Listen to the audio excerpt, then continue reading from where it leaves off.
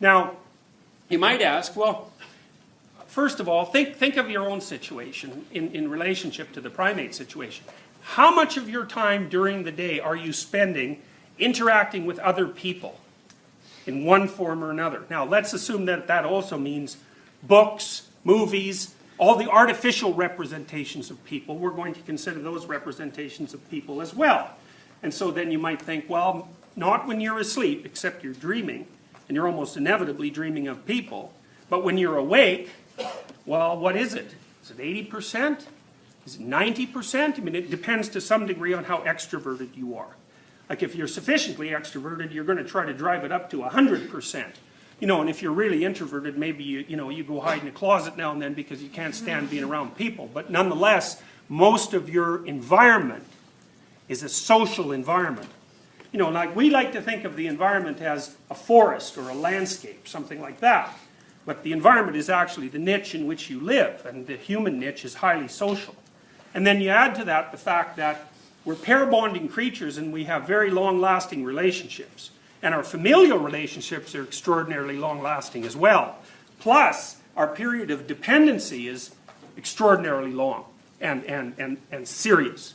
So, you know, for all the ideas, mostly Western ideas about, you know, radical individualism, we're unbelievably social creatures. And we can't really survive outside of a social context. And what that implies is that the fundamental categories of our perception are likely social. And that we've taken those fundamental categories and applied them to other things. So then imagine, here's some of the things that we know that higher order primates can track. They can track dominance. So, you know, primates live in hierarchies. There's a female hierarchy and a male hierarchy. And, you know, and the nature of those hierarchies depends on the primate. But there are hierarchies, and the hierarchies are extraordinarily important because if you're at the bottom of a hierarchy and you're a social primate, like you're a whipping boy, you're going to get kicked around, your children are going to get kicked around. If a disease comes whipping through your tribe or your troop, then if you're at the bottom of the hierarchy, you're the one that's going to die because you're already stressed and full of parasites and poorly nourished and you don't have a good place to live, and so you're going to get wiped off the map. And even if you don't get killed by some disease, if we track your life expectancy across time, if you're at the bottom of the hierarchy, you're going to die way earlier and you're going to be old much younger than the people or the creatures that are at the top. Because the ones at the top get the best of everything and the ones at the bottom don't. And so it turns out that your place of position in the dominance hierarchy is an unbelievably important determinant of your probability of reproduction, especially if you're male. Most females reproduce, regardless of where they are in the dominance hierarchy. But that isn't the case with males. What happens in males is you get something more like a Pareto distribution, where there's a few males at the top who are unbelievably successful, and then half the males at the bottom who are not successful at all. And so that's one of the, you know, that's one of the chronic stressors that civilized societies have to deal with because, well, for obvious reasons.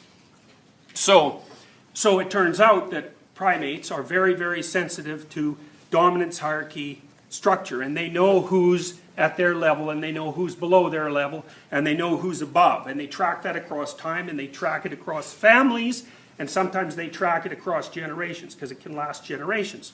It does in human beings, it does in chimpanzees. So our brains are pre-wired for dominance hierarchy comprehension. And okay, so that's one domain, the dominance hierarchy. Now you can think about that in a variety of different ways. You can think about that as the social organization.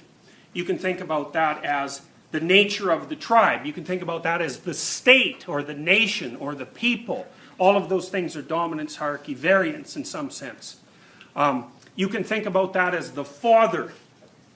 Or you could even think about that as God the Father, with God being the thing that's at the top of the hierarchy in some sense. And I think part of what religious ideation actually does is take the idea of the thing that's at the top of the hierarchy, whatever that is, and make it into a deity. Now, we know that people are much more likely to imitate those who are close to the top of the hierarchy because they want to pull in the behaviors and the attitudes and the ideas that made those people successful. Then you might think with regards to human beings that, because we're extraordinarily intelligent and very much able to abstract, that what we can do is we can look across dominance hierarchies, because there are multiple sorts of dominance hierarchies among human beings, and we can say, okay, well, this person's at the top here, and then this person's at the top here, and this person's at the top here, and all those top people share things in common that make them the top, and then we can abstract out what the top means, and we can say, that's the top thing. And I think that's partly what people are doing in the multi-generational process that they use to extract out religiously significant figures of adulation and admiration. So they're like the best of all possible people across all possible circumstances. Okay, but we'll leave that aside for a moment. It looks like the fundamental symbolic structures that people use to represent the structure of the dominance hierarchy are paternal. So the dominance hierarchy is like the great father. And I think part of the reason for that is that among human beings and among chimpanzees, although it's not so true with bonobos, the male dominance hierarchy is the dominant hierarchy. And you know, this is a claim even that feminists make, right? Because the feminists say that, well, that our culture is basically a patriarchal construction. And you know, they're not very happy about that, but that's a whole different issue. Okay, so one idea